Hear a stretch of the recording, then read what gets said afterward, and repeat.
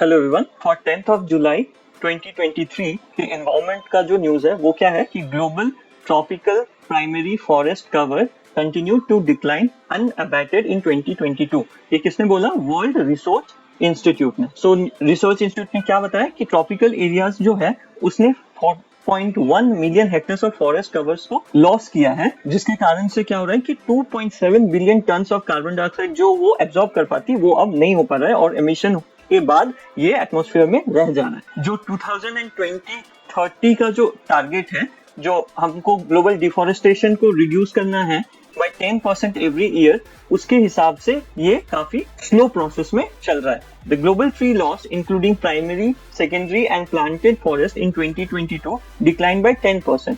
मतलब जो इतना रेट से पिछले साल था उससे 10% कम था, मगर अभी भी जो 10% रिडक्शन जो टारगेट है एवरी ईयर वो नहीं हो पाया। अब प्राइमरी फॉरेस्ट क्या है, क्योंकि इसमें आप देखोगे प्राइमरी फॉरेस्ट के बारे में बोल रहे हैं कि उसका डिक्लाइन हुआ है। तो प्राइमरी फॉरेस्ट क्या है? जो मैच्योर नेचुरल फॉरेस्ट जो है दैट हैव रिमेन अनडिस्टर्ब्ड, जो जंगलों में अनडिस्टर्ब्ड है और मोर कार्बन को स्टोर करते हैं और रिच सोर्स ऑफ बायोडाइवर्सिटी है, और उनका लॉस इज इरिवर्सिबल। जैसे आप अमेज़न का आपने पढ़ा होगा कि अमेज़न रिवर इतना सेंसिटिव है और इतना उसका इंपॉर्टेंस है कि अगर एक बार उसको काट देंगे तो उसको ग्रो होने में काफी टाइम लगेगा। उसके पीछे का रीजन एक ये है कि वो क्या है, ट्रॉपिकल है या इक्वेटोरियल रीजन पे है, तो वहां पे क्या होता है, एक्स्ट्रा रेन होने के कारण leaching of the minerals and nutrients हो जाता है, तो सॉइल की न्यूट्रिएंट्स बहुत डेफिशिएंट होते हैं। तो वहां पे अगर एक बार ट्रीज कट गए तो उसके बाद उसका रीजनरेशन काफी डिफिकल्ट होता है। नाउ सेकेंडरी फॉरेस्ट क्या है?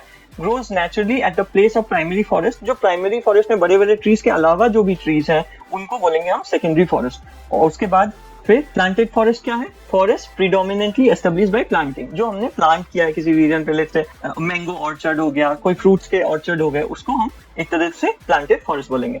Tree usually belong of the same species. Let's say आम की हमने फॉरेस्ट लगाया, पेड़ लगाए कंटिन्यूअसली बड़े हेक्टेयर्स के एरिया में लगाया, साल के ट्री लगाए, तो उनको हम क्या बोलेंगे? Planted forest. सो इंडिया के रेस्पेक्ट में इसके बारे में क्या बोल रहा है? India lost 43.9 thousand hectares of humid primary forest between 21 and 22। अब WRI क्या है? एक ग्लोबल नॉन प्रॉफिट ऑर्गेनाइजेशन है, मतलब एनजीओ है, जिसका एस्टेब्लिशमेंट 1997 में हुआ था। मैंडेट यानी इसका काम क्या है?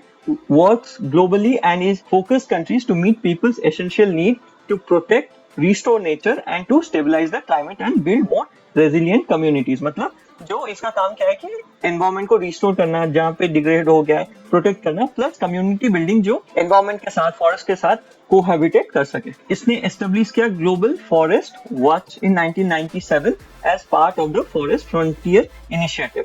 फॉरेस्ट फ्रंटियर इनिशिएटिव यानी जो फॉरेस्ट के लिए जो फ्रंट में खड़े होकर जो आंदोलन करेंगे या जो स्टेप्स लेंगे उनको फ्रंटियर बोलते हैं। It started as a network of NGOs producing up-to-date reports about the state of forest. As of 2019, it provides data on 82 countries, including India's. Right? So that's it for environment news for 10th of July. Thank you.